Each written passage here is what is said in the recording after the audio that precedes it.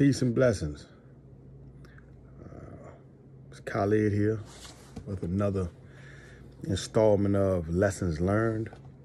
Grateful to have you all watching my videos, listening to my story, listening to my tale, and taking this journey with me.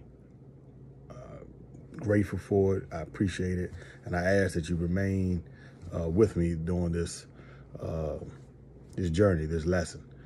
Because I believe there's a lot in what I'm saying that will help us understand not only what's going on in there, but what goes on in the minds of some of those of us who have been criminals, who may still be criminals, sadly, and even people out here, because there's a lesson in everything and nothing's new under the sun. So with that said, again, thank you all for your support. Thank you for your comments. Thank you for your encouragement for me to continue to do what I'm doing. It's not going to always be an easy endeavor for me. Some of the things that I'll be getting into will be painful, personal, but I'm going to be transparent. With that said, if you would hit the like button, hit that share button and share with as many people as you would like to, and subscribe to my channel. There's a lot more that I have to offer, and I believe it'll be useful. So thank you. I'll try to be brief this time. I laugh because, like I said, I can go on for days talking about what I've seen, what I've experienced, what I've felt for 25 years. And but I'll try to keep it brief today. I want to speak about the routine, my routine specifically, and the importance of routine for those of us who were locked up. As I said last time, I saw a lot the first month or two. You know, the first month or two, I saw a couple of stabbings. I saw quite a few guys get beat up. I saw a lot of anger, a lot of arguments, just a whole lot. And so I had to prepare myself for that. One of the things I attribute to my course was I was actually born in the Nation of Islam. I was born Khalid, courtesy of my father. So that gave me a foundation. And though I didn't live like that on the street, I had those roots. I had those seeds planted in me. So when I failed, I had to ask myself over and over again, how did I want to do my time? As I stated, when I was in the jail, when I was in juvie, I fought, I played cards, I sat around shooting the breeze, talking about neighborhoods, what we could have did, what we should have did, and what we would do if given the opportunity. You know, that was the mentality when I first got locked up. But after realizing, after, you know, a year of trial, jail, reception, the beginning of my prison bit, I had to ask myself, how do I want to do this? And this is the question that the majority of people incarcerated ask themselves, how do I want to do my time? And so me being born in the nation, I said, well, I'm going to decide to focus on learning, educating myself, just becoming a better person, making my prayer. And most people find religion when they're locked up. Most people were, you know, into something when they were born, whether mostly, you know, Christian households or whatever. So people say when you get locked up, you find God. When you go through tragedy, you find God. And there are those who mock that because they don't want to lose you, because they want to keep you where they remembered you.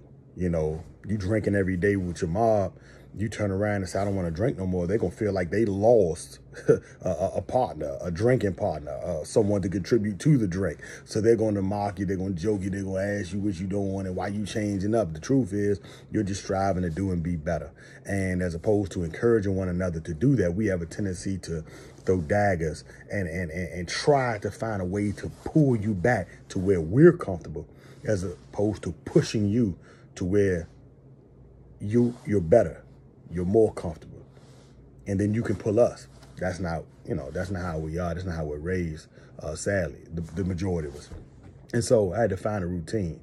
And that routine was I walked the yard with the brothers in the nation. I walked the yard with some of the brothers that I had formed a bond with in reception. And I made time. You know, usually in the morning, that's what it was. From like 7:30, I would walk the yard with a couple of brothers that I was close to, and we would, you know, study our lessons, and we would just dialogue about life and, you know, trying to connect the dots. And we would come back in, go in the park, count time, come back out. You either hit chow, or you go on the rec yard. And so I would either go on the rec yard, go to chow, and then go back on the rec yard. And then I would walk with a couple of the guys that, we had met in reception and, forge a bond. And usually in the evening, I would walk by myself. Those that know me know that was a routine of mine. I often walk by myself. Just because I found tranquility, I found peace in my own company. I've never been one that enjoyed being around a lot of people or crowds. I'm like that to this day.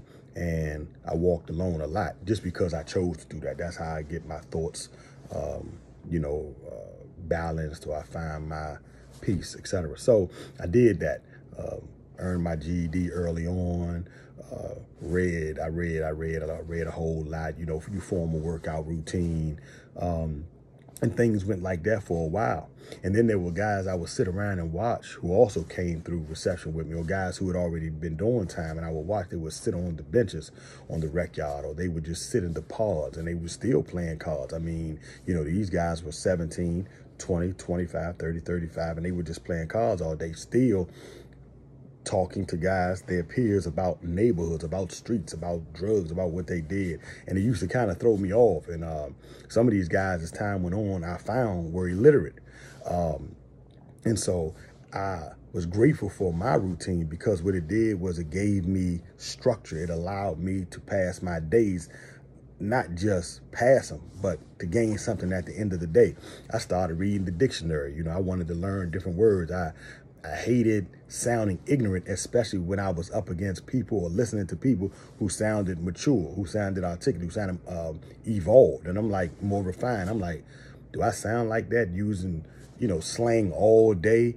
And it did. So, I found myself studying the dictionary and reading books left and right, not just religious books, but just other books, just trying to occupy my mind, occupy my time, and deal with this life sentence.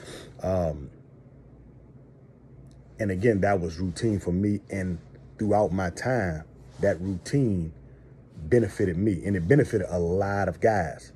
Before I came home, the Virginia Department of Corrections established pods for parolees, guys who were granted parole.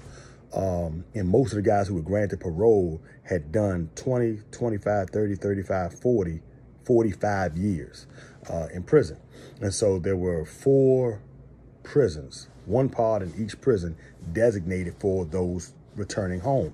And for 5 months, it was mandatory for us to go to programs such as Breaking Barriers, Thinking for a Change, Houses of Healing, Preps,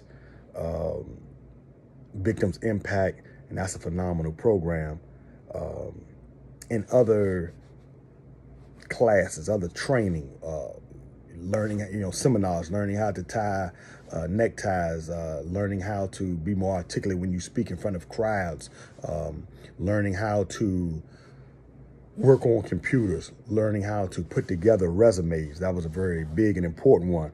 So we were given this opportunity for 5 months within these parole pods. And I believe a lot of these programs, especially Victims Impact, should have been established, or should be established, not just for those making parole. They should be mandatory throughout the prison system, because that program, the way it is set up, is phenomenal. House of Healing as well. But all of them are beautiful if you're invested in them. You can gain so much from them. Breaking Barriers, Thinking for a Change, phenomenal programs. But I noticed that if you had done these programs during the course of your time, you didn't have to redo them in this 5-month time. And most guys wanted to go home. Once you make parole in your mind, 2 weeks later, once your your parole plan is approved, you're gone. So when they told us we had 5 months to do in these prison pods, and the time had changed, and I'll address that later, because when I came, it was a certain way in prison. The rules that I spoke on, I have a part 2 coming up about prison rules, because there were certain things that were just not done, and there were certain things that were done. Time has changed so drastically. Things are not the same at all in the prison system. But routine, I noticed that a lot of guys had not done these programs, so they had to get in the programs. And they were bothered because you had to get a signature, you know, of completion once you finish these programs. So some guys didn't come with, you know, certificates of completion of a lot of these programs. And I'm looking at guys like, how could you do 20, 25, 30, 35 years and you didn't attend any of these programs? You didn't do anything. Some guys, and I'm not mocking, I'm not judging. Some guys are still illiterate, leaving prison after 20, 25, 30 years, still illiterate. Because not only did they not find it within themselves to go to school, to learn, to become better, those around them didn't push them either. And that says a lot. Because if someone is around you, not pushing you to do and be better, then you're wasting their time. You're wasting your time and they're doing the same. I honestly believe that if people aren't around you trying to tell you how to be a better father, or urge you to be a better husband, urge you to be a better man, urge you to be a better brother, a sister, a niece, a nephew, and not pushing you like they're better than, but that's what love is. It is trying to urge the one that you care for to do and be better. That's what it is. That's the definition. So, you know, you have guys in prison and all over, women as well in their prisons, who hang around people all day who don't even care anything about them. They just want someone to laugh with, joke with, share wine and drink with, party with, talk foolishness with. And when you get to a certain point in your life, you look back and you're saying, I wasted a lot of time doing nothing. So I say that for me, the routine that I established throughout my time, I earned my GED. I started working on, you know, poetry. I started writing. I started reading a lot. I read a lot of books. I worked on becoming a mentor. And that wasn't something that I just said I'm going to do. It's just what I guess, you know, the role I fell into because I desired the best for the guys around me, realizing I put myself in a terrible position. I harmed people and my foolish decisions affected so many people. And I have to address that, you know, in one of these installations. We don't know that, or we don't even ponder that in the beginning of our time, how our decision, one mistake, and it can be light, it can be heinous, how that affects so many people for so long.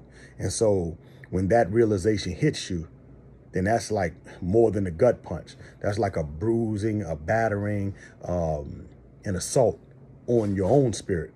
And you have to deal with that. So the lesson that I learned, and I learned this walking the yard early on in prison, was I wasn't going to waste my time. I started off, you know, year and some change doing that, maybe two. But I knew that I wasn't going to waste my time. And so I urge us, you know, I urge myself, you know, when you wake up during the day, you look around and you ask yourself, how can I do and be better? What can I do to make my life a little better for those that I love as well? How can I make their lives better? This is what family does. This is what, you know, loved ones do. This is what humans are supposed to do. How can we make ourselves better? Some of us are caught in a rut. Some of us are used to a particular sort of routine, and we're there, but we're not happy because we're not fulfilling our destiny. We're not becoming who we are meant to be in the eyes of the Most High. And so I just urge everyone to strive harder to do and be better, and continue to push one another to do and be better. That's what we're supposed to do. So routine is important. And for those who have fashioned themselves inside to maintain themselves, their established routines, and the benefit of them, then I applaud them. And you can see the benefit in a lot of guys now who have been inside, and they will tell you about their routines, and you see the benefit. Some guys worked out all day. They're healthy. They fit on the outside. Some guys studied and worked their minds all day, and they're intelligent, and they're, you know, ambitious, and they're driven, and they're knowledgeable. Some guys did trades, and so you see them working now, you know, and this applies to women in women prisons as well. I don't want to exclude them because they're going through the same exact thing. So again, thank you all for watching. Thank you all for walking with me. Hit that subscribe button, hit that share button, hit that like button, and I'll have something else for you soon. Thank you. Have a great day.